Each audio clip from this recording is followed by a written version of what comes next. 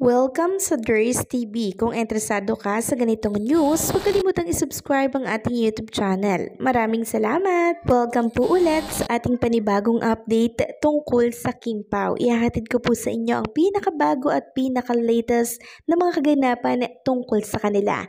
Kaya naman kung hindi ka pa subscriber ng ating channel, pindutin nyo na ang notification bell para lagi kayong updated sa mga balitang trending at napapanahon. So, ayan, welcome back again sa ating YouTube channel mga kakimpaw.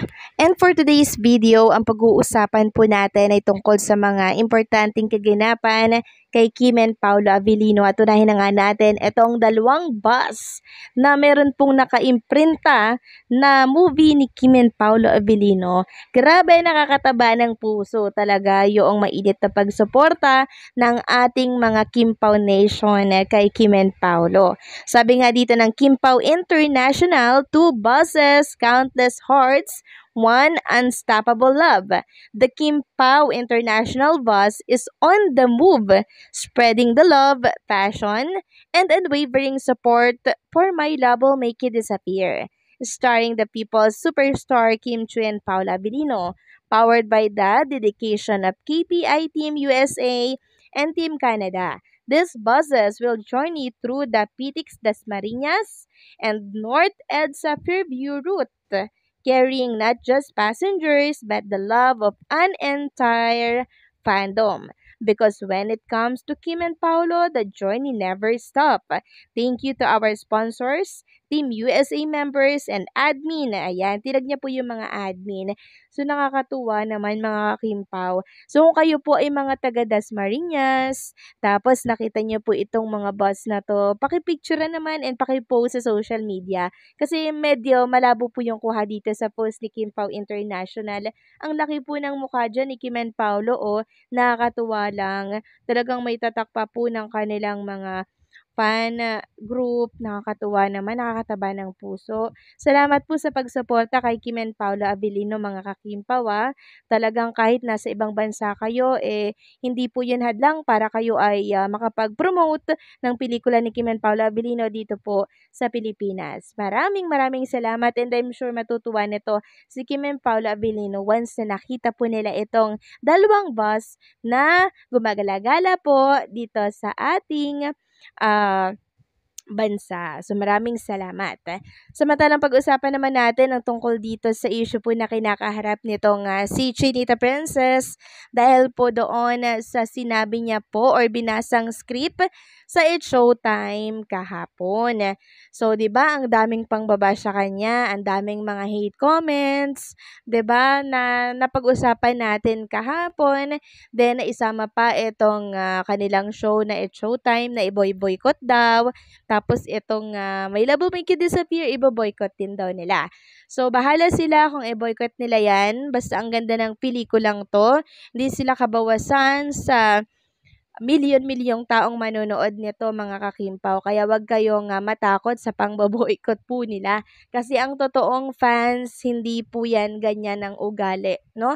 Mga bashers lamang yan, nagaan yung mga fans kunwari, para nang sa ganun, malungkot si Chinita Princess. Well, magkakaalaman tayo by March 26, 2025. First day pa lang yan, paniguradong blockbuster na po ang pelikula ni Kim and Paolo Avellino. So, di ba nga nagkakagulo mga kakimpaw? Marami ang nagtatanong, nasan si Paolo? Bakit nananahimik si Paolo?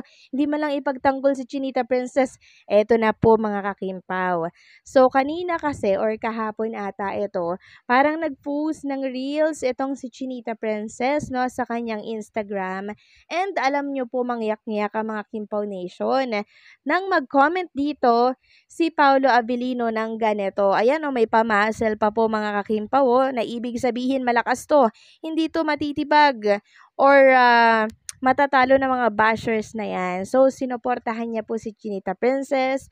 Pinakalma niya po si Chinita Princess, mga kakimpaw. Dahil nga po doon sa nangyari kahapon na talaga namang pambabatikos ng sobra-sobra kay Kim Chu dahil sa script na yan. Grabe din naman kasi yung writer, no? Hindi naman po talaga kasi para kay Kim yung script na yon, pero si Kim po yung bumasa. Parang nakita ko kay Jong ata yun Jong. Tapos pinalitan ng Kim. Di sana hindi po si Kim Chu binabash ngayon, di ba? Sana kay Jong po yun. Sana hindi na lang pinabasa yun kay Kim kasi alam naman natin na may pelikula po si Kim Chu. Gusto ba nating maapektuhan yan dahil lang sa ganyan? Yung tuloy mga tao nagalit po, inuugnay nga sa pangyayari ngayon sa ating bansa sa pagkakadakip po nitong si ex-President Duterte. So, doble-doble pong heartbroken ito. Grabe na, no? Kay ex-president, then kay Kim Chu na kung saan ay binabash na ng sobra-sobra. So, mabuti na lamang at si Paolo Abilino po ay sumaklolo, pinalakas niya po at pinatatag niya si Chinita Princess. And hindi lang po si Chinita Princess dahil maging ang Kim Pao Nation ay pinakalma po nitong si Paolo Abilino. Sabi nga po dito ng nag-post, "This is giving kapag magulo na ang mundo, ikaw ang payapang hinahanap-hanap ko, energy." Then sabi ng isa, "Nang dahil sa paganyan, braso bakal talaga ni Pao, kumalma ang Kim Pao ko. Nagpapaiyak ka Pao, promise." So ang dami pong naiyak nga dito mga ka-Kim Pao sa pa-comment po ni Paolo Abilino. Grabe na touch po talaga sila. Kasi damang-dama po nila yung ano ni Paolo, yung pagpapakalma na ginagawa sa mga Kim Pao Nation and syempre kay Kim Chu na dumaranas po ngayon ng matinding bashing dahil sa script na yan ng It's Showtime. Sabi pa ng isa, "So happy ang puso ko. Kahapon naiiyak ako sa bashers left and right. Pero ngayon kalma na ako. Andyan kasi lagi ang Paugi na nagmamahal kay Kimi." Sabi pa ng isa, "Pati mga damdamin natin kumalma na rin sa ginawa niya. Nang dahil sa brasong bakal talaga ni Paolo, kumalma ang Kim Pao." Grabe, no? So maraming salamat Paulo dahil andyan ka lagi once na parang ang bigat na ng mga nararamdaman ng Kim Pao Nation, ni Chinita Princess, andyan ka lagi para kumalma po ang lahat, no? So maraming salamat kasi andyan ka lang lagi.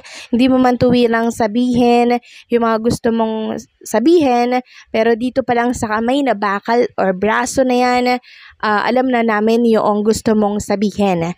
Na kaya natin yan. Kamay na bakal to, walang makakagiba dyan. Kaya ng puwersa natin yan, di ba? So yun yung ibig mong sabihin at gets na namin yan. Kaya maraming salamat. And I'm sure si Chinita Princess ay kumalma na din yan dahil sa ginawa mong pagpapakalma sa kanya. So ramdam namin ang pagmamahal mo, Paolo Abilino, kay Kim at sa mga sumusuporta sa inyo. Kaya makakaasa ka na sa March 26 hindi kami magdi-disappear. Unlike doon sa mga bashers na nagpapanggap na fans sila, na manonood daw sila ng pelikula nyo, na magdi-disappear daw sila, wala kaming pakialam sa inyo. Dahil kahit hindi namin i-market ang My Love Will Make You Disappear, talagang ma-appreciate at magagandahan po ang lahat dito. So paano mga ka-Kim Pao, kita-kita ulit tayo mamaya sa update ha. Maraming salamat po sa patuloy na pagsuporta.